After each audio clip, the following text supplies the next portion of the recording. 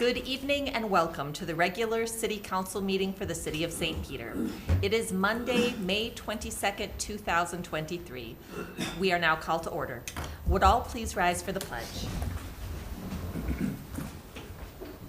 I pledge allegiance to the flag of the United States of America and to the republic for which it stands, one nation, under God, indivisible, with liberty and justice for all. Next up on our agenda is the approval of the agenda. We do have one revision, and that is the addition of a resolution. We're going to fit it in between items B and C. And that resolution relates to the improvements on 361st Avenue improvements. That's correct? If I could, Madam Chair, I'd suggest between C and D. Okay. So right before D. Thanks, that's what I had written down, but that's not what I said. So if you're looking at the packet online, members of the public, that information is included as pages 63A through 63C. So are there any revisions, additional revisions or corrections to the agenda? Hearing none, is there a motion to approve the agenda as revised? So moved. Second. All right, we have a motion and a second. All those in favor of approving the agenda, say aye. Aye. Any opposed? The agenda is approved. Next up is approval of the minutes. The minutes are printed on pages 6 through 8 of the packet. Are there any revisions or corrections to the minutes as distributed? Hearing none, is there a motion to approve the minutes? So moved. Second. We have a motion and a second. All in favor of approving the minutes as distributed, say aye. Aye. Any opposed? The minutes are approved. Next up, we have time on our agenda for visitors. Are there any members of the audience who'd like to address the council on any agenda item? Hearing none. General visitor comments. Any member of the audience like to address the council on any matter whatsoever? I hear none. We will move on to the approval of consent agenda. The consent agenda begins with a memo on page 9 of the packet and concludes with a resolution printed on pages 37 through 39 of the packet.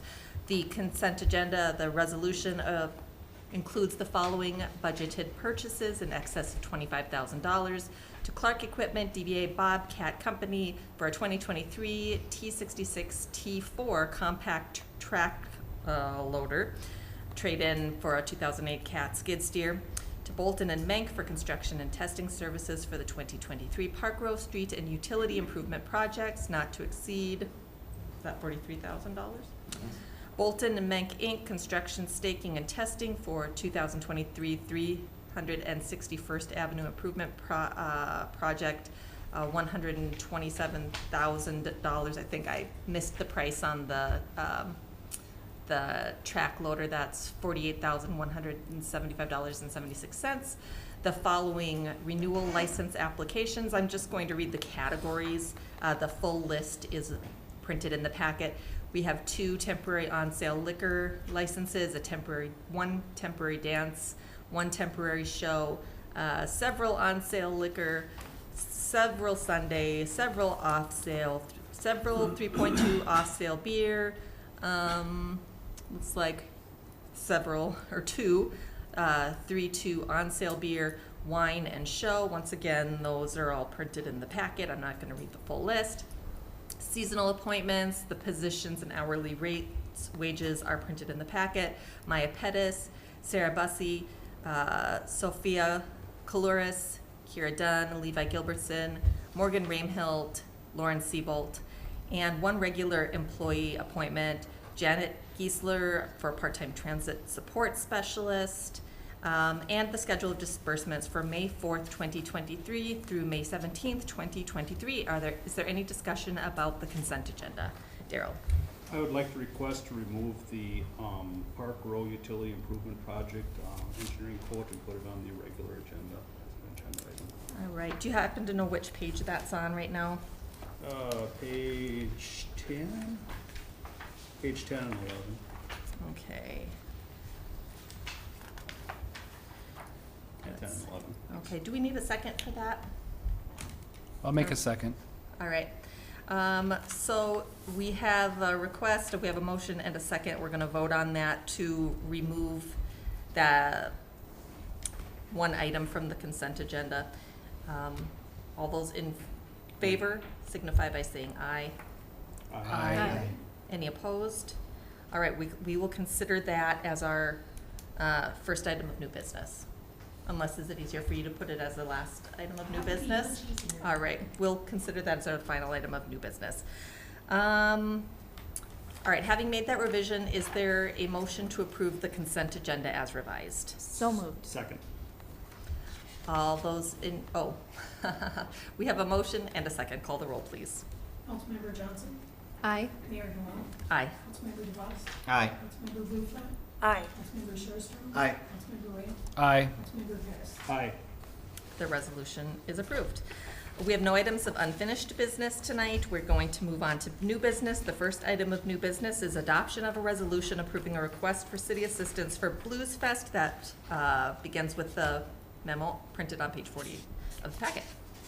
Members, I think the information is included in your packet. This is an event that has occurred for a number of years within St. Peter in Minnesota Square Park. There's nothing really unusual about the request that the ambassadors are making for their 13th annual Blues Fest to be held in Minnesota Square Park on June 10th. As you'll see there, they're looking to use the park from June 8th through June 11th.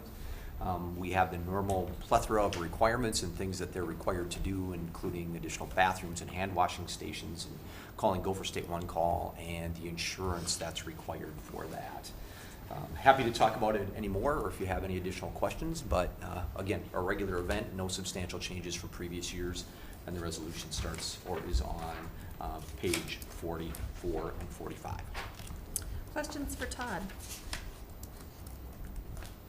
Hearing no questions, the resolution approving a request for city assistance for Ambassadors Blues Fest is printed on pages 44 and 45 of the packet. Is there a motion to approve?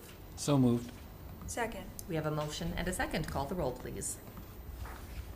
Mayor Noel, Aye. Councilmember DeVos, Aye. Councilmember Bluefeld, Aye. Councilmember Sherstrom, Aye. Councilmember Ray, Aye. Councilmember Pettis. Aye. Councilmember Johnson. Aye. The resolution is approved.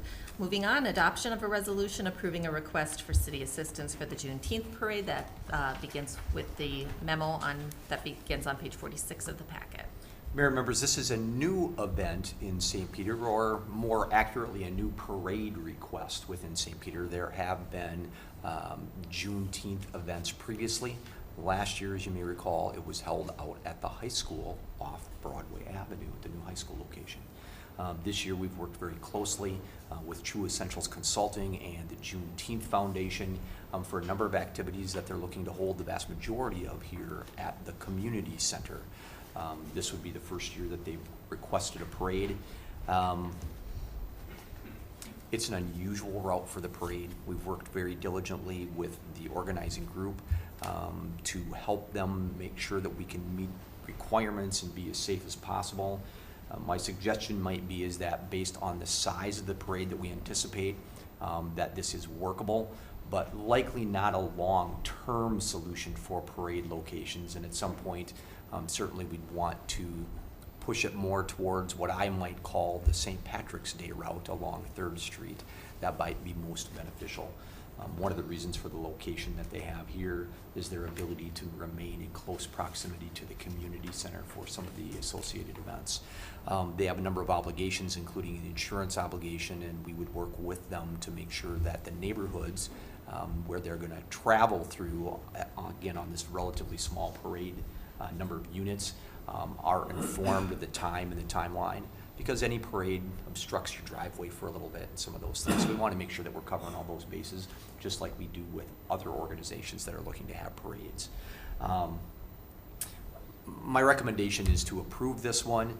Again, if it continues to grow, this might not be a long-term solution, but I think at least in this first year, we can make it work out. The other caveat that I'd mention is that because of the time of day and other activities that are going on, we can't guarantee that we'll have police officers at both front and back of the parade, but we'll do everything that we can. Depends on level of calls for emergency service, but we'll ensure that the group has the ability to traverse the area that they've requested.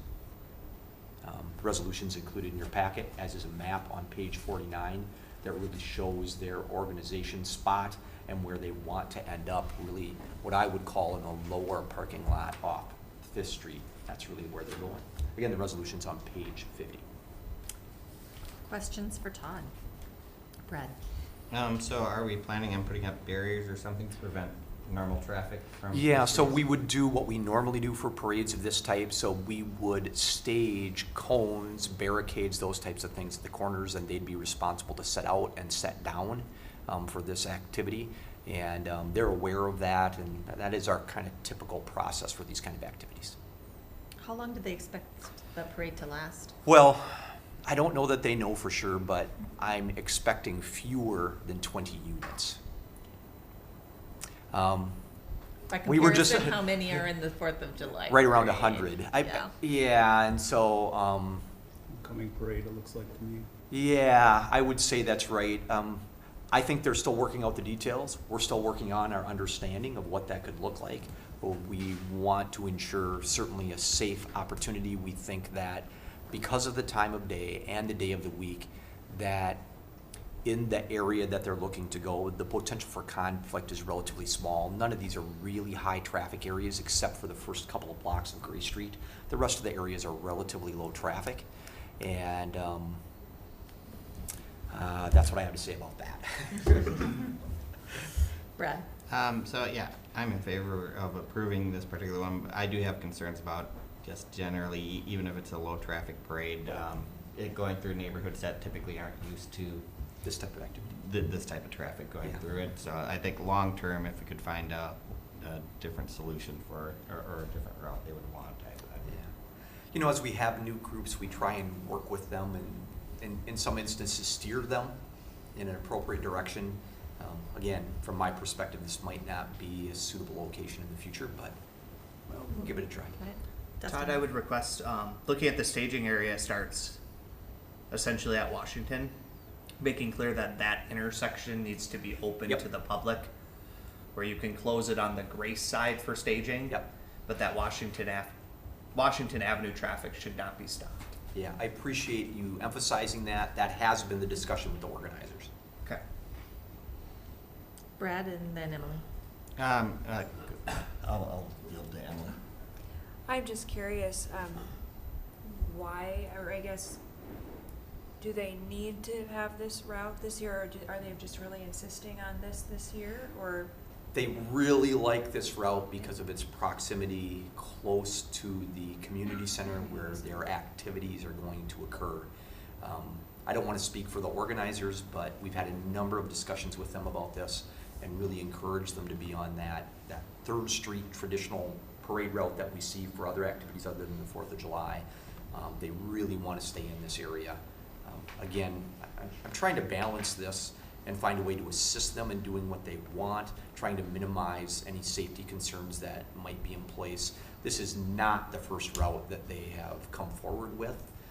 And again, trying to encourage new organizations to provide activities within the community and balancing that with everything else that's going on. Yeah, I'm not opposed to it by any means, I was curious, and it'll be Yeah. interesting to see how it works. Yeah. Brad? So not related to the parade per se, but you had explained to me, I thought it was a great answer. Could you explain what the city's policy is in recognition of Juneteenth at this point? Well, so the policy currently is to follow the state law, which I'm not sure how that will end up as of midnight tonight, but based on the last research that I did, which was just a couple of days ago, there had been proposed legislation earlier in the legislative session about moving that from the recognition that was supposed to start in 2024 to 2023. I haven't seen where that's landed yet. It could have changed within the last 15 minutes depending on how the legislature and governor are all working, kind of coming up to the deadline for a legislative process. And so right now my plan is to treat it according to the state law. If the state law changes, we will modify that plan and we'll be able to make that work out too.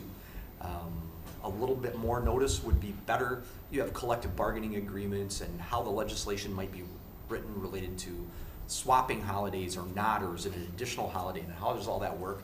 I think the legislation will give us some guidance, but currently it rests at 2024. Great, thank you. Carrie? Just a very minor typo at the very end of the resolution, where it shows the date, the 22nd day of May. 6, omitting Oh, got ya. 6, Thank you. 2023. Thank you. Thank you. Are there additional questions or discussion? Hearing none, the resolution approving city assistance for Juneteenth parade is on page 50 of the packet. Is there a motion to approve with the revision that Carrie pointed So out? moved. Second. We have a motion and a second. Call the roll, please. Councilmember DeBost, Aye. Councilmember Bruflat, Aye. Councilmember Sherstrom, Aye. Councilmember Ramp, Aye. Councilmember Pettis, Aye. Councilmember Johnson, Aye. Mayor Noel. Aye. The resolution is approved. Moving on to our next item of new business. There are 2 resolutions associated with this one. Resolutions adopting 2023-2024 environmental services budget and rate increases. And Sally is here to talk to us about those. Mayor Noel and City Council, we're here tonight presenting the environmental services budget for 2023 and 2024, a 2-year budget proposal, and setting rates for 2023 and 2024. The memo supporting this information starts on page 51 of the packet and ends with resolutions on page 61 for the budget and pages 62 to 63 for rates. Services included in the budget are refuse and recycling collection throughout the community, operations of the yard waste drop-off site at Swift Street, operation of the compost site, curbside yard waste and leaf pickup in the fall and in the spring, and then Christmas tree pickup after Christmas, of course. Maintenance of the city's urban forest, tree removal, planting, replacement on boulevards and in parks and other public areas. And as you know, Emerald Ash Borer, we've put a management plan together, but now it is within the city limits. So now we are aggressively working on removing ash trees throughout the city. Public Works has done a great job. They have acquired $278,000 of grants to help offset these costs, of which we've included $100,000 in 2023 and another $100,000 in 2024. $28,000 was spent in 2022, and the remaining $50,000 is going to be carried over into 2025. By June of 2025 is when the grant has to be totally spent. So we figure there'll be another $50,000. And then, of course, Public Works will keep looking for grants in other areas to help offset our costs in this area. We also maintain downtown medians and urns and the downtown flower baskets. The cost of expenditures for these services for 2023 will be $1,239,855, and for 2024 is $1,344,111. Revenue for this budget comes from charges to our customers for your garbage, recycling. There's an environmental service charge, and then the fourth one is the state grants that we got for EAB. So that's what makes up most of it. Last rate increases that we did for customers were in 2019, but as you know, costs for garbage and recycling and operating costs, including wages, insurance, costs of disposal, have kept increasing. Garbage and recycling account for about 51% of this budget, and environmental services budget is about 48%. This budget aligns the revenue collection and garbage and recycling to offset the costs that are charged by our haulers. And as you know, first half of the year is by LJP, and then we went out for bids for the new contract that expired, and that will be changing to West Central Sanitation starting July 1st. As a low bidder, West Central cost was $8.93 per month per household, or a 22.5% increase year over year. Disposal rates, as we said, has continued to increase. Since 2019, Minnesota Waste Processing at that point was $98.32 a pound, and now we're up with 2023 up to 106.09 per ton going forward. That should be per ton for the other one. We are proposing increases for garbage and recycling effective July 1st, 2023, and that is on page 55 of the packet and also on the resolution. And there's also an increase for July 1st, 2024. Where we're going is currently volume-based, and those are the people that buy the pink bags, and then pay a flat rate for that. So they purchase the pink bags from the city, and then they pay $2.91 right now. We are proposing increasing the rates for those to $4.37 for 2023, and up to $4.80 in 2024, July 1st. We are grandfathering the people that are in the volume-based to be able to use that going forward, but starting with the new refuse hauler, we will not be offering that to residential customers going forward. There will be pink bags for extra if you've overflowed your Kirby, but we will not be offering volume-based. The new waste hauler is also offering in the quote a 35-gallon Kirby to residents, $9.92 a month for that, and that July 1st, and then going to $10.91 in 2024. 60-gallon Kirby's, currently we're paying $8.82 per month. That will increase to $13.31 per month in July 1st, and then July 1st of 2024, that will go up to $14.64. And then the bigger one, the 95-gallon, currently is at $11.76. That will be increasing to $16.71, and then July 1st of 2023, and then $18.32 in July 1st of 2024. Recycling, everybody pays that. There's nothing for that, and it doesn't matter what size Kirby you have for recycling. Right now they pay $3.77 per month. That will be going up to $4.15 on July 1st of 23, and then up to $4.56 July 1st of 2024. Environmental services costs, which is non-garbage or recycling, which is 47.5% of our operating costs. That includes the wages and benefits of your city employees that help maintain parks, trees, urban forests, not maintain parks, but do the trees and urban forests, pick up your leaves in the fall, come around with the vacuum and everything else. We've added the Emerald Ash Borer management, and then it's also our capital plan to support those. The capital plan is on detail on page 59. Capital needs for 2023 is $23,500, and then for 2014 it's $12,000. We also have included a wood chipper, but that will be on an equipment certificate for $44,000. So payments for that will start in 2025 at $8,800 plus interest for 2025 through 2029. And as you know, the tree and brush site down on Swift Street is used by residents. You got a green sticker earlier in April to use that. We collect things down there. It has helped in the last few years since we implemented that. The volume has gone down as we've tried to limit the people that pay for it, that the people that pay for it use it, and not others coming in. So we have seen a little bit of a decrease there, but still the hauling costs, the gas to haul the wood out, the grass clippings and the rest is costing us more. So that's part of the increase. Environmental services proposed rate increases are on page 55, and the resolution's on page 66 of the packet. Currently, environmental services for single family and single businesses is $11.43 a month. July 1st, that's going to go up to $13.72, and in 2024, it's going to go up to $16.46 per month. And then industrial and institutional, that is, current rate is $34.29 a month. That's going to go up to $41.15 a month, and then up to $49.38 in 2024.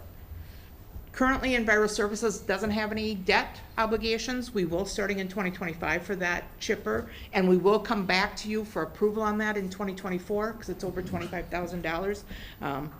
We also have our policy for empty homes or vacationers, snowbirds, that they can stop garbage and recycling during those months if it's more than a month. that they can stop that, but environmental services continues all year round. Fund balance after rate increases is proposed and projected to be negative $107,783 at the end of 2023 and negative $34,953 at the end of 2024. Our reserve policy is have 4 months of operating expenses in our reserve, so that would be $430,267.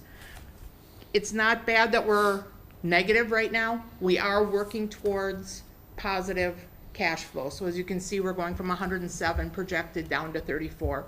And then when you get a full year of rate increases and going forward, it should help. And then we will probably have to evaluate and do rate increases again when we do the 25-26 budget. But we'll see where that goes and where costs go on some of these businesses. The resolution to approve the environmental services budget is on page 61 for 2023 in the amount of $1,239,885, and for 2024, $1,344,111. This gives staff a working plan, and we, as I said, anything over $25,000 will be back per purchasing policy for approval. Questions on that resolution? Any questions for Sally or Todd, anything to add? No, other than the council's talked about this a number of times, gone through this, and certainly, I don't want to speak for the council, but changes or rate increases are not taken lightly. And so I think the council's done a great job in trying to make sure that the increases that are necessary for fiscal responsibility and service provision are in place, but not too much. And tough balances, but again, the information's included in your packet.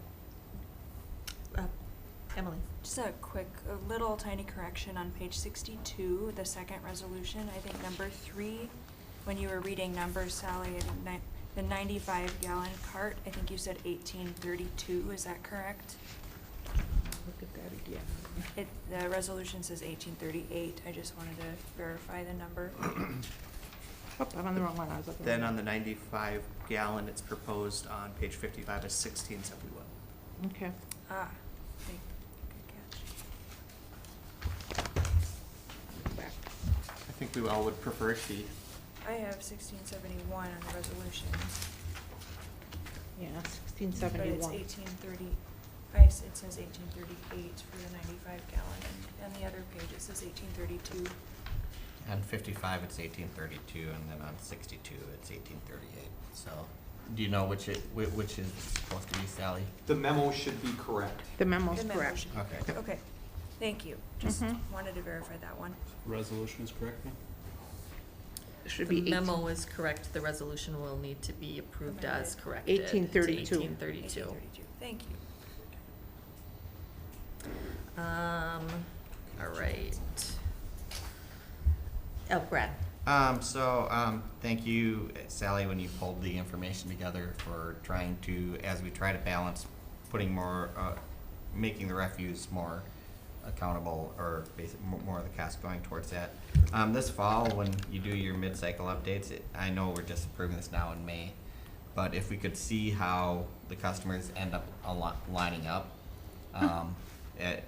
we'll be past 60-day period. That way we'll see how good our projections are, how good the projections were, and what we can sort of expect going forward for revenue once people get through their 60-day free Window change and cycle, yep. 60-day free change window.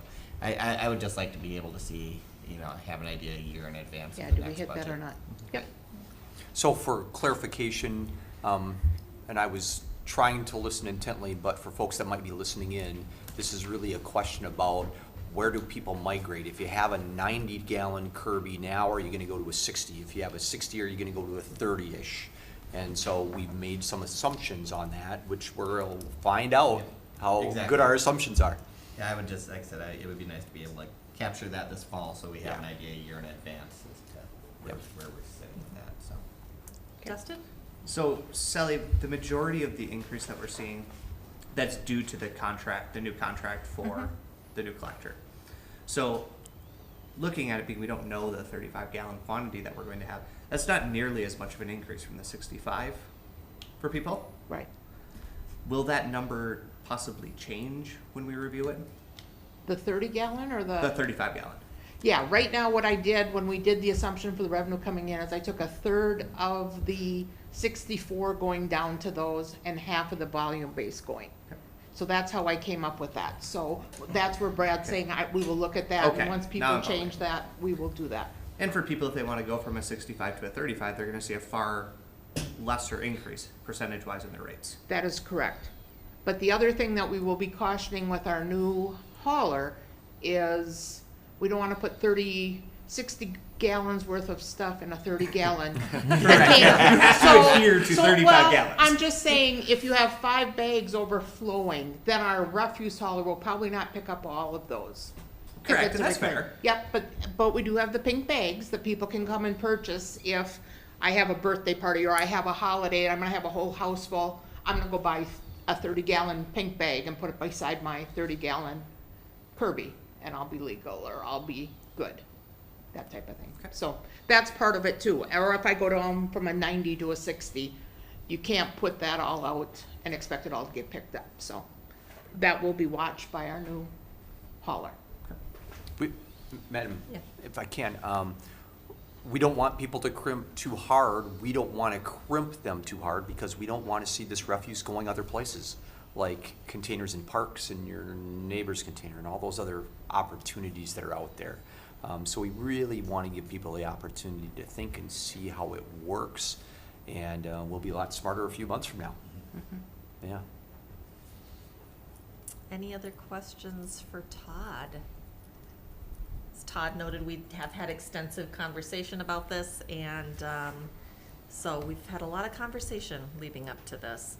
Hearing no further discussion, the resolution adopting the 2023 and 2024 Environmental Services Fund budgets is on page 61 of the packet. Is there a motion to approve? So moved. Second. We have a motion and a second. Call the roll, please. Councilmember Bruflat. Aye. Councilmember Sharpston. Aye. Councilmember Ramp. Aye. Councilmember Pettis. Aye. Councilmember Johnson. Aye. Mayor Noel. Aye. Councilmember DeVos. Aye. The resolution is approved. Moving on, the next resolution under consideration is on pages 62 and 63 of the packet. We did note the one correction to $18.32 for the 95-gallon cart starting in July 1st, 2024. Is there any further discussion before we vote on this resolution? Hearing none, the resolution adopting updated environmental services rate schedule as corrected is on pages 62 and 63 of the packet. Is there a motion to approve? So moved. Second. We have a motion and a second. To call the roll, please. Councilmember Sharpston. Aye. Councilmember Ramp. Aye. Councilmember Pettis. Aye. Councilmember Johnson. Aye. Mayor Noel. Aye. Councilmember DeVos. Aye. Councilmember Bruflat. Aye. The resolution is approved. Thank you. Thank you, Thanks, Sally. Thank you. Moving on, you'll recall we added one agenda item. That is a resolution accepting terms of grant agreement to State Transportation Fund Local Road Improvement Program grant terms and conditions, SAP 165-132-001, 2023 361st Avenue Improvements Project. Wow. Wow. Madam Mayor, if I can, let me jump in, and Pete has the next one. This is simply put, a resolution that directs the mayor and city administrator to enter into the grant agreement with the state of Minnesota relative to the LRIP grant dollars. It's our goal to do this in advance of when you accept bids or authorize. And so I'm sorry that I didn't get this on there in advance for you. You've undertaken this process previously and approved this really exact same documentation for the roundabout at the corner or at the intersection of Sunrise and Broadway. So again, this provides approximately $1.25 million overall for this project. And so without authorization to enter into the grant, you'll be well over $1 million short. So it's our hope that you'll allow this to be approved tonight and direct the mayor and city administrator to sign that agreement with the Department of Transportation. Thank you, Todd. Any questions regarding this one? What city funds bonding, what bonding funds are you using? So we'll be issuing bonds with this project along with a number of other projects as we talked about. We have a number of projects that are moving forward and we're likely to provide for 2 issuances. The appropriate funds will pay for these based on the pro rata share of the debt that's being issued. And so, again, there are a number of projects bundled together to do this in a more cost-efficient way from a debt service perspective. So I hope that answers your question, Daryl. It's mostly utilities though, right, Ted? It's mostly utilities for this one. Utilities debt, okay. Yep. Yeah. Okay, revenue bonds. That's the crossings by the park there. Okay. Any additional questions?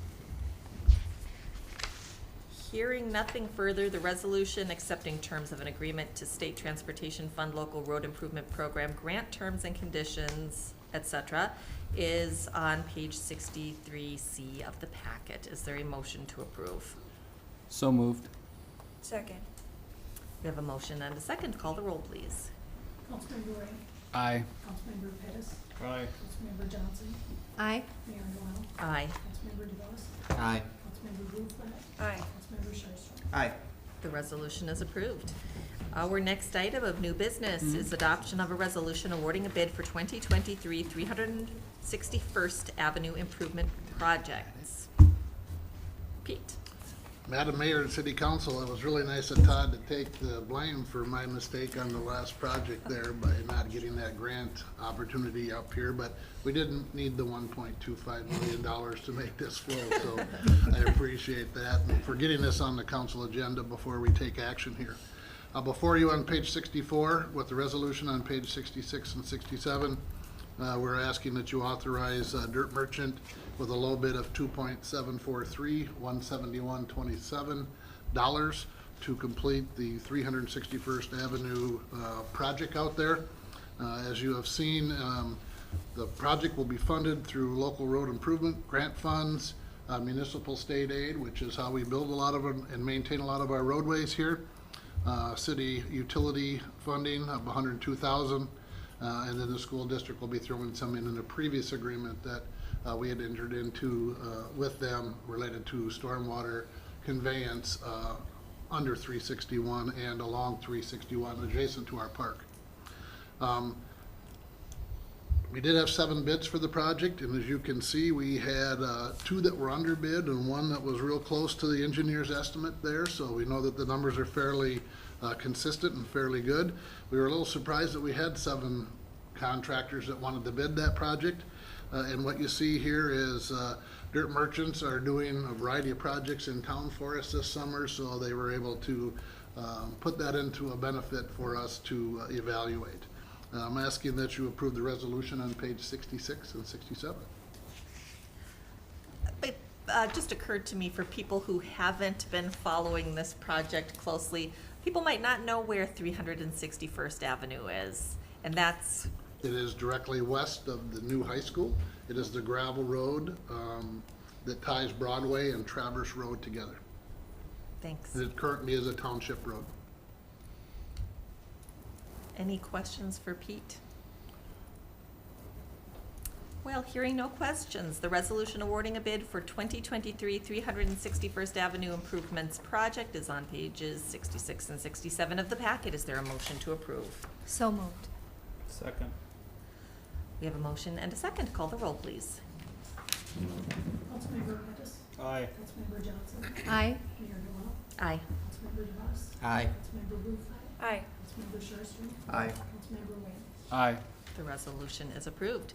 Next item, adoption of a resolution retaining Bolton and Menk to provide project engineering for a 2023 Safe Routes to School project. And Pete's here to talk about this one as well. Yep, Madam Mayor and City Council, before you have a request to begin design and engineering for a Safe Routes to School project.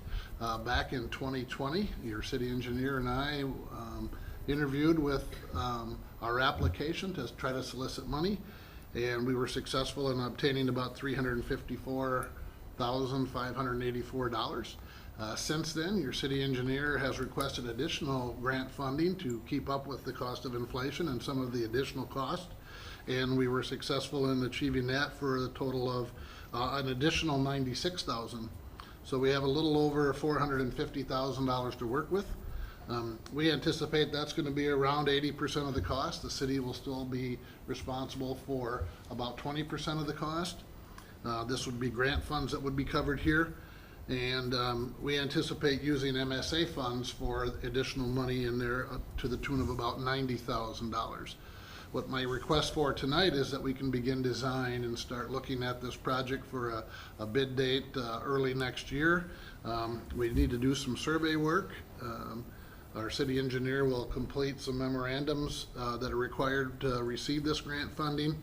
And we do have design and specification work along with coordination and bidding services. Our goal would be to lay this project out, work with our engineering team and our public works staff, and achieve this all this summer and fall and get things ready.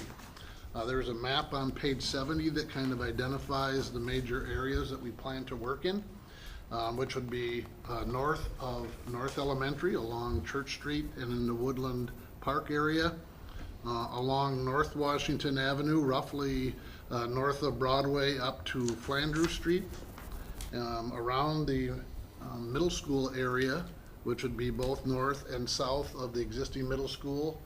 And we'd plan to do some pedestrian crossing safety improvements on Broadway and sidewalk improvements on the south side along Grace.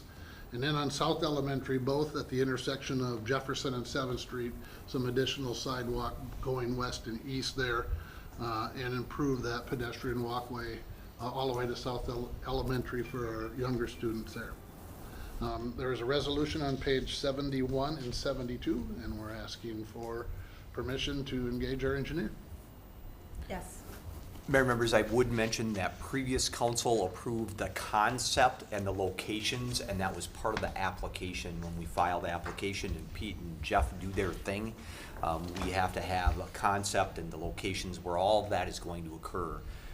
So we stick very tight to that because, again, this is the level of project and the locations for project that was approved as part of that granting process. Carrie? So that was gonna be my question. So previous council approved these locations, including these new locations were included in that original plan. So back then, was there coordination with the school district to Yes. identify areas? Yep, and so Pete and Jeff and the team work with the school district. They have input on this, and that's one of the reasons that this is a really strong program for us and conceptually works well with their locations. Great, thank you. Yeah, they supplied letters of support for this project. Wonderful. Additional questions for Pete or for Todd? Daryl? This is just preliminary design getting up for bid letting, correct? Correct. And is there a cap on MSAS as far as percent you can spend on engineering? I know CASAD is 25%, you can't exceed. I'm sure there is. We'd have to ask our city engineer what that number is. Because you're at 25% already before you even let bids or do any construction engineering, so that's a pretty steep amount for engineering. Correct. Jeff, would you care to comment?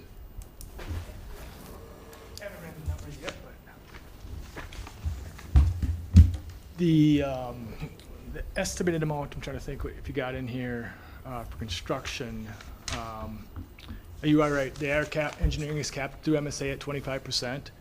When it comes to overall construction costs, the numbers that were put together back in 2018, 19, whenever it was, we estimated about that's 80% of the federal, the portion that's federal aid eligible is 80%, the remaining 20% is city MSA. So combining 80% of federal aid plus another 20% gives you your total estimated project cost.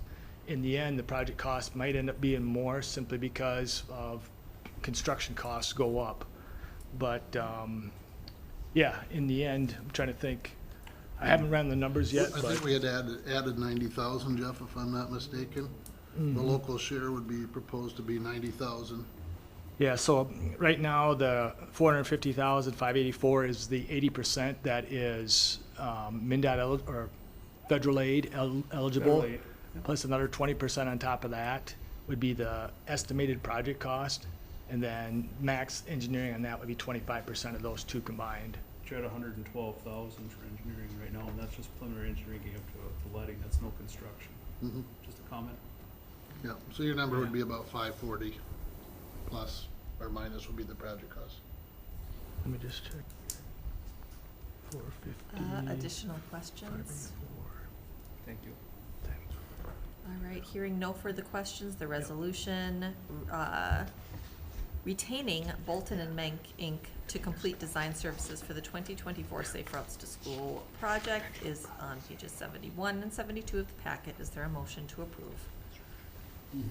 So moved. Second. We have a motion and a second. Call the roll, please. Councilmember Johnson. Aye. Mayor Noel. Aye. Councilmember DeVos. Aye. Councilmember Rutherford. Aye. Councilmember Sherstrom. Aye. Councilmember Ramp. Aye. Councilmember Pettis. Aye. The resolution is approved. Next up, adoption of a resolution adopting updated infrastructure technician policy, position description. Pete. Madam Mayor and City Council, from time to time when we have a position open, it's appropriate to bring back any changes that we have and for needs when we try to hire new employees. The reason you're seeing the infrastructure technician job description back here is a couple of things. One was we have experienced a lack of applications because of one of the criteria that we currently had in the minimum qualifications. And that is reflected now into the desirable areas. We still have a very strong need for record keeping and some as-built experience. However, we weren't seeing that a lot of our applications, and that was causing a lot of conflict in the number of applicants we were getting. So what we have done is move that to desirable, and our goal would be then to award points for that, and that's how our process works. And then what we've done too in desirables is we've clarified a little bit of the education and training and certification that these employees would receive to more line up with how they achieve a lot of their certifications. We had it a little bit backwards before because of the agencies that we work with, which are the U of M and MnDOT. And so now when we do larger projects like this, it's more important that we have some of the concrete certifications and other criteria in order to attract these employees. Otherwise, it's pretty much the same, and with your authorization of the resolution on page 79, we would get started on filling an open position. All right, thanks, Pete. Any questions regarding the resolution or the memo? Hearing none, the resolution adopting updated infrastructure technician position description is on page 79 of the packet. Is there a motion to approve? So moved. Second. We have a motion and a second. Call the roll, please. Mayor Noel. Aye. Councilmember DeVos. Aye. Councilmember Rutherford. Aye. Councilmember Sherstrom. Aye. Councilmember Ramp. Aye. Councilmember Pettis. Aye. Councilmember Johnson. Aye. The resolution is approved. Thanks, Pete. We are going to go to the item that we moved off of the consent agenda, and that is regarding the 2023 Park Row Improvements Project construction, staking, and administration. The memo begins on page 10 of the packet.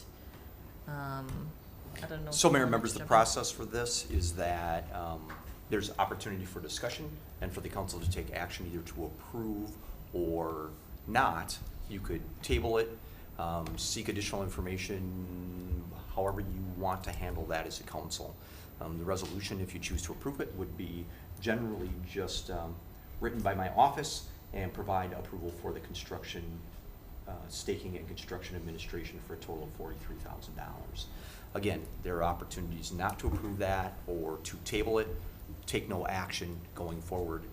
This is something that would be part and parcel of the normal project of this type going forward, and so we'd be happy to stand for any questions or any comments that you might have about this. Comments?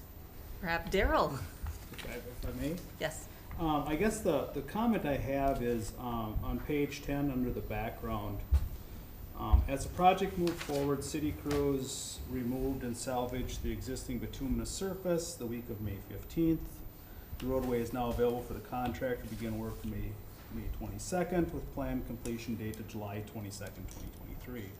Once the contractor completes their work, the city crews will install black dirt behind the curb and gutters in the sidewalk, seed the disturbed areas, and install bituminous pavement. The way I read this is we took bids back in April, I believe it was, March or April, Sounds tune of right, $633,273.39. We approved a,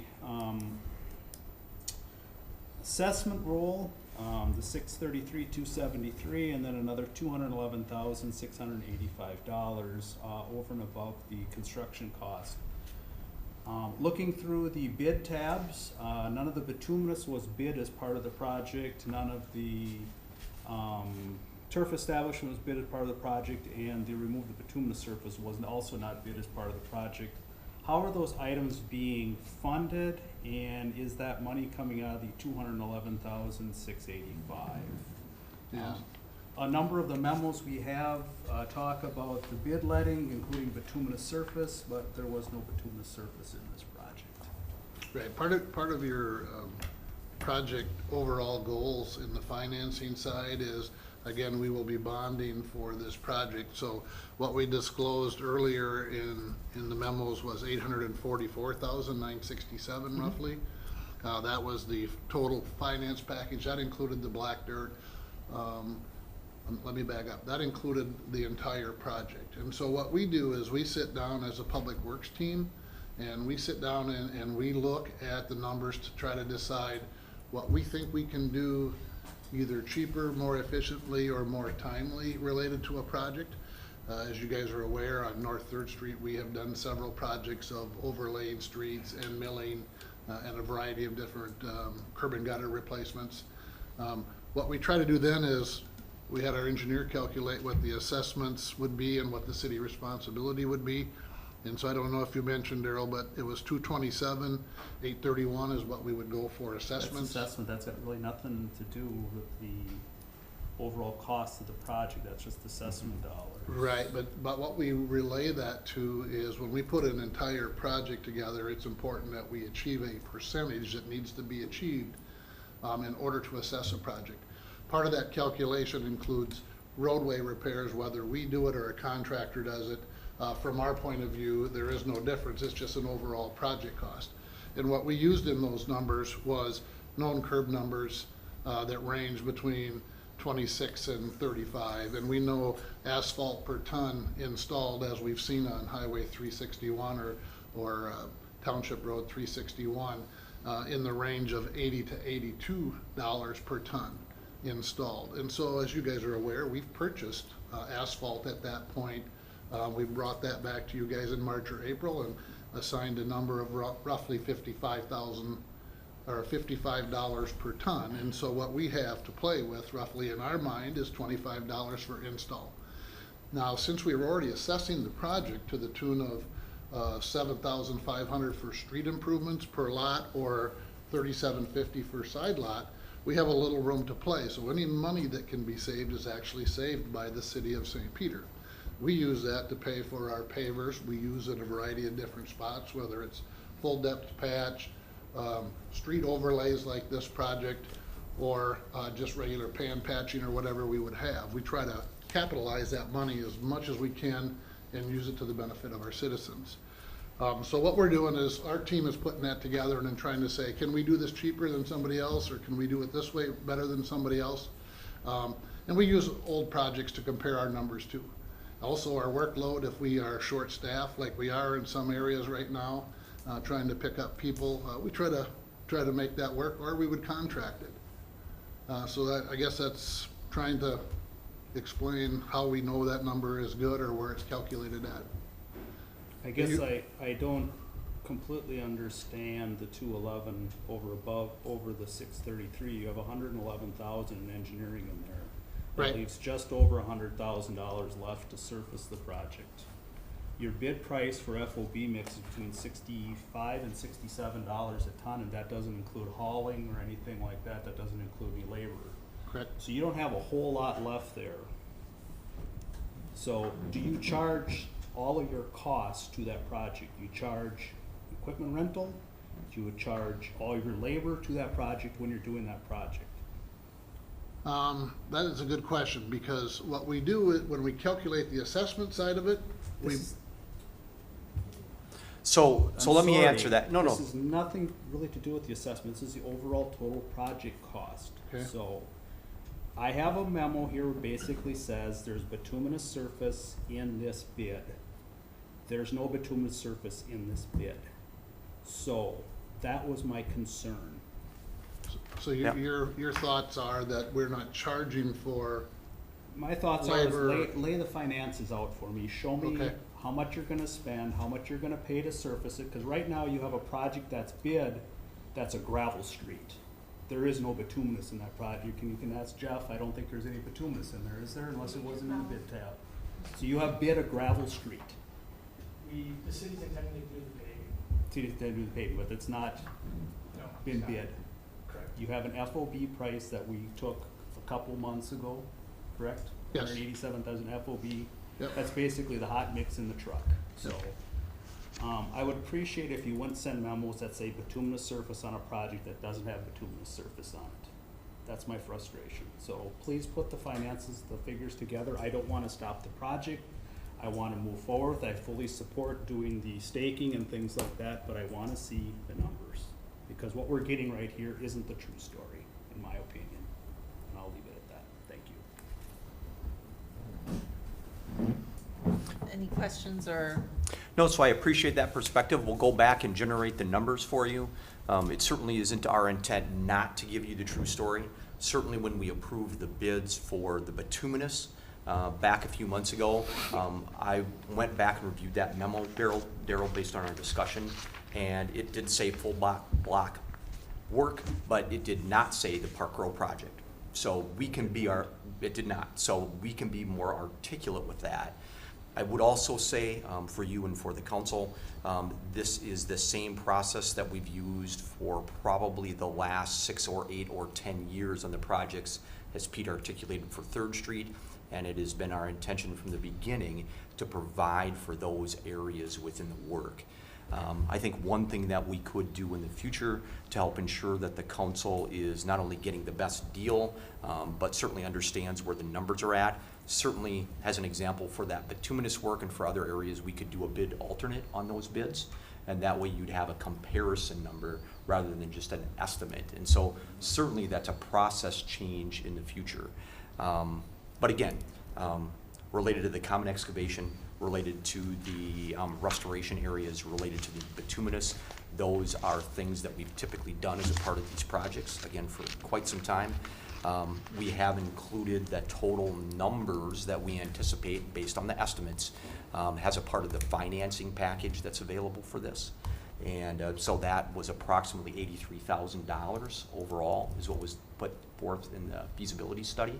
And so we think that that's a good number to use as the basis for the financing to occur. So we'll be happy to put those numbers together and discuss them, send out information if the council wants to discuss it further. We're happy to do that. Yeah, it certainly is our goal to be as transparent as possible for you. Any further questions or discussion? With that, I would move the approval of this memorandum to fund the inspection and the staking as presented by Pete. Second. We have a motion and a second. Call the roll, please. If I can, Can you just say for that a little louder, clarification. Daryl? I'm sorry. I couldn't hear much. We most of it. approve the memorandum as submitted by the staff to do the construction inspection and the staking, or the contract administration and the staking. And, Make the and the city administrator's office will generate that resolution based on. the Yep, pretty memorandum. straightforward resolution. A few whereases attached to project, now therefore approved. Yes. Yeah. All right. We have a motion and a second. Call the roll, please. Councilmember DeBosse. Aye. Councilmember Bluthman. Aye. Councilmember Sharpston. Aye. Councilmember Ramp. Aye. Councilmember Pettis. Aye. Councilmember Johnson. Aye. Mayor Noel. Aye. thank Uh, you. That resolution that doesn't quite exist yet is approved. Thank you. That was our last item of new business tonight. We are going to move on to reports. And first up on the agenda, report for the mayor. I just wanted to report that today in St. Peter, Todd Councilmember Johnson and I and a couple members of the representatives from the school district met with Dr. Stephanie Burridge, who's the Chief Equity Officer for the state of Minnesota. We had a great conversation talking about a number of things at the statewide level, and here in St. Peter had a great opportunity to talk about the community conversations that we've been working on the last few years, some of our efforts toward accessibility with the EDA program to do grants or loans to businesses to increase their accessibility. And so it was a great conversation. I'd love to hear Todd or Carrie your thoughts on or anything further you wanted to share. I think it was a chance to brag a bit. We're doing a lot in St. Peter, but also to say, you know, what are the what are we thinking about? What are the challenges or obstacles that we still see? And it really is related to housing. So we got to tell the story of what we see as challenges for housing. And Todd did a great job of sharing that with her. So, Yeah, thanks.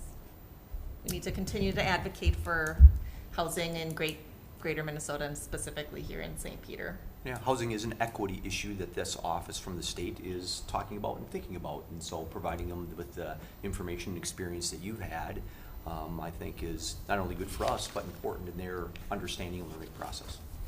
Well, and that's a segue to another agenda or another report item, which was Councilmember DeVos and I attended the Greater Mankato Inclusivity Study report out this morning. It was a study that was done by the Greater Mankato Area Foundation and partners, just to learn more about inclusivity in the Greater Mankato area. We heard a lot about housing in that study, and so very relevant to a lot of the conversations we're having here in St. Peter. I don't know if you had anything to add, Brad. As we discussed earlier, I think one of the things that stood out to me, a lot of the information was coming out, honestly, getting back to community conversations, is while this was at a larger regional level, more of the Greater Mankato area, a lot of the stuff they were diving into was stuff we're actually getting into the heart of in St. Peter already with our community conversations, whether it be school district, how the school district is doing, housing, safety, police. So that's one thing I took away from it. Seeing both they had a survey that went out to the Greater Mankato area, and then they did focus groups. But I think very much it looks so much what we're doing with our community conversations, and I think in many ways we kind of have a head start based off of that. I do commend Todd for the effort he's put in moving forward the community conversations forward, because I think we're doing well in that. Just looking at the information they're uncovering, it looks a lot like what we're dealing with. I would agree wholeheartedly. We're not doing it perfectly here in St. Peter, but I feel like we are ahead of the game, and we are doing our best, and we will continue to make efforts in that direction. So, any council member like to make a report at this time? Hearing none, we'll move on to reports from the city administrator. Mayor members, I have 4 or 5 here that I'd like to cover, but first I'd like to have Sally come up if you don't mind. We do want to promote, and as we talked about earlier within the refuse and environmental services budget, a change in contractors. So I've asked Sally to come and talk about maybe 3 or 4 or 5 points to try and raise awareness within the community about how the transition is going to occur and what to watch for and what to be aware of, and we'll promote it other ways. This isn't the only way, but this is a good way. So Sally, if you wouldn't mind hitting those points, I'd appreciate it. Yes. As you know, we are switching providers. Our goal right now is the week of June 19th. There will be a letter arriving in a city envelope with a sticker on that says new garbage. It'll include a letter from West Central, the map of when your pickup dates are, and a calendar between pickup dates and recycling dates in your home. So pickup dates, as we've stated, are going to be switching to Tuesday and Wednesday. West Central has tried their best, as best they can, to keep Tuesday and Wednesday customers as Tuesday and Wednesday. So Monday's going to get split between Tuesday and Wednesday. So when you get the map, open it up and look what your pickup dates are. And It's hope your coming- neighbors are opening up yeah, and watching hopefully it too. neighbors and everything else. So we're doing the best we can on that. The other change is the first pickup week with West Central is 4th of July week. So what that means, which falls on a Tuesday, so then Tuesday people will be Wednesday and Wednesday people will be Thursday. So anyway, look at your calendars and look at the map, so you know what date you're supposed to be looking at. Well, and if I can add, hang tight. If you put it out a day too early and it hasn't been dumped, leave it out. They're coming. Yep, So they're it'll be coming. okay. I believe in us. I think St. Peter is above average. I believe in us. We can figure this out. Well, yes, we can. Sally, I'm assuming you're gonna be using social media like Facebook and Yes, stuff. we Yes, will. we will be. We'll be putting all that out. We'll be saying, watch your mail, it's coming, it's coming. The other reason why we picked the letter coming the week of June 19th is West Central will be delivering the new Kirby's the week of June 19th. So what they will be delivering is what you have today. So if you have a 60-gallon garbage, you'll get a 60-gallon garbage. If you have a 96-gallon, and then everyone's getting 96-gallon recycling bins, okay? So your garbage is gonna be what you have today. Your recycling bin will be the big 96-gallon recycling bin. Please don't use those until your garbage is picked up the week of July 26th. LJP will be doing their last pickup of both garbage and recycling the week of the 26th. June 26th. June I know it sounds like 26th. July. June 26th. June 26th. And then, once they empty those, LJP, leave them out in the street. Well, on your Because curb. LG On the On your curb. curb. On your curb. On your curb, because LJP will be coming by to pick them up. If they don't pick them up, if I have Monday garbage, if they're still there Monday night, please leave them out, because it takes them longer to collect than to empty. So just leave them out. LJP will pick them up, and they'll be gone, and then you'll be down to your West Central Kirby's, and then start using those, okay? So those are the hints that we have so far coming. More will be coming, we'll be blasting this on social media, but hopefully the letter and the Kirby delivery with West Central will come about the same time, so people go, I've got new Kirby's, oh, I got a note, maybe I should open up and read it. So we'll put the letters out too, and the maps, and the calendars out on social media, on the website, but communication will be we'll be up and communicating, so. And we'll get more information about if we get the 65, because that's what we have currently, but we want to go down to the 35-gallon option. There'll be information about how to do that. There will be. It's gonna take time, because we don't know how many to tell them to order, so those could take, we'll probably go by September 1st, tell us if you want to go down. Then we will see at what point they can get those delivered and get them on the list and how often they can have. Same with if you don't want the large recycling container, you wanna go down to 64, there's no change in price, but it's gonna take time. So we're saying September 1st, let us know, and then we'll get those swapped out for you at that point. And we really want to encourage people to test drive those larger recycling containers. We all have probably a little bit more recycling that we could do, so test drive those for a while before you say, no, that's not working for me. We really think in most instances it'll work well for you once you give it a little go. But still break down your boxes even though it's. Please break Correct. down your Please boxes break and it all down. those things. Yes, thank you, Brad. Yes, and the sizes are both at City Hall and at the community center here, if you wanna come look at those. But again, you're gonna get what you have currently for garbage, and then 96 for recycling.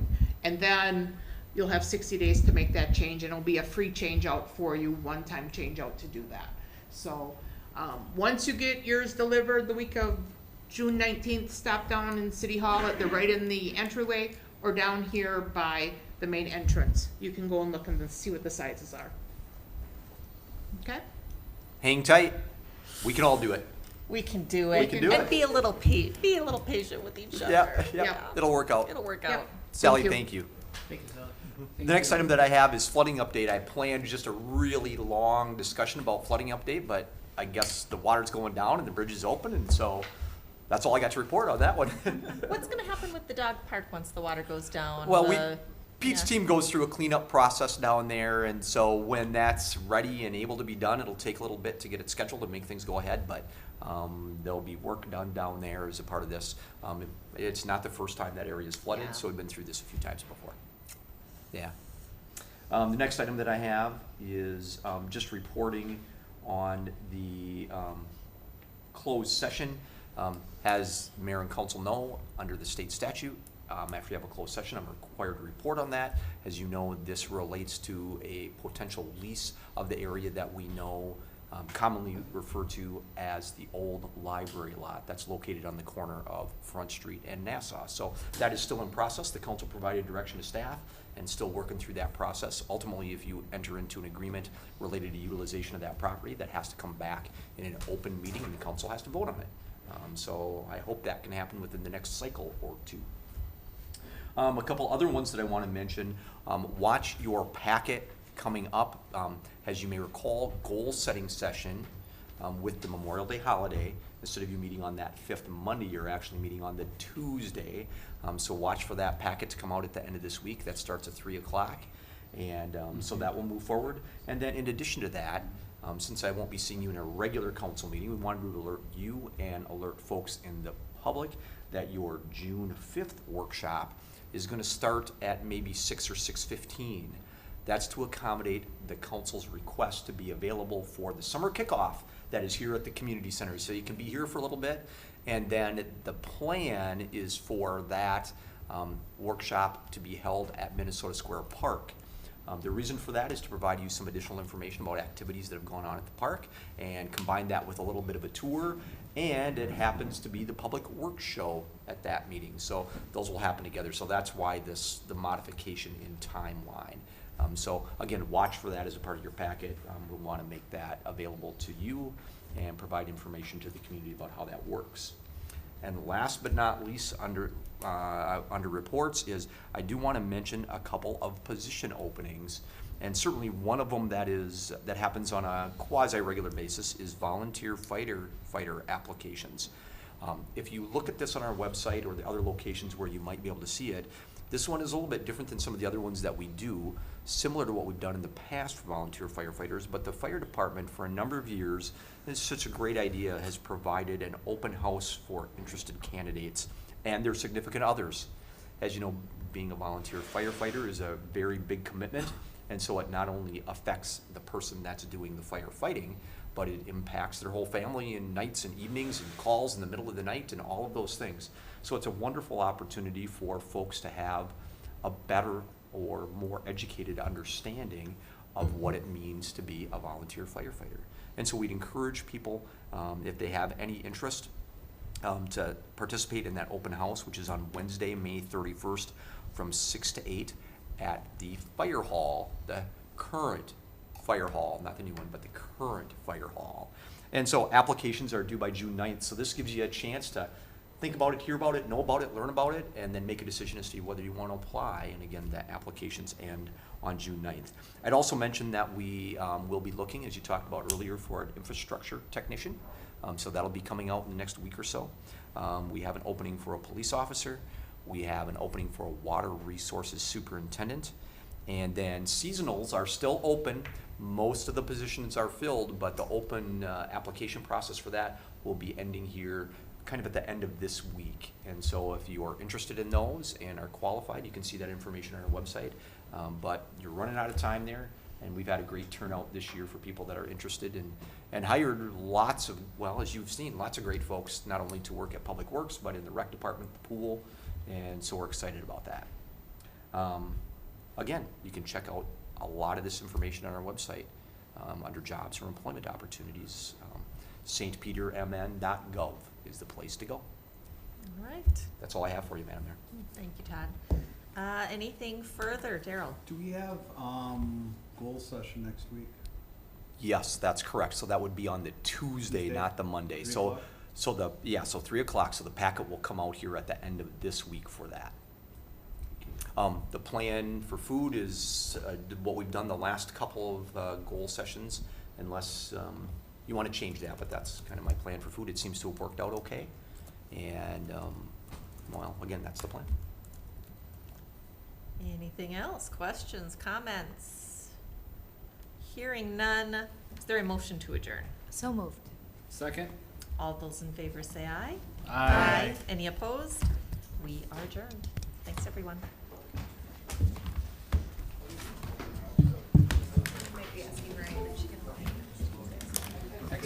Next Tuesday. Yes, actually, I think you should remove an item from the consent agenda when you approve the agenda. I don't think. So, my recollection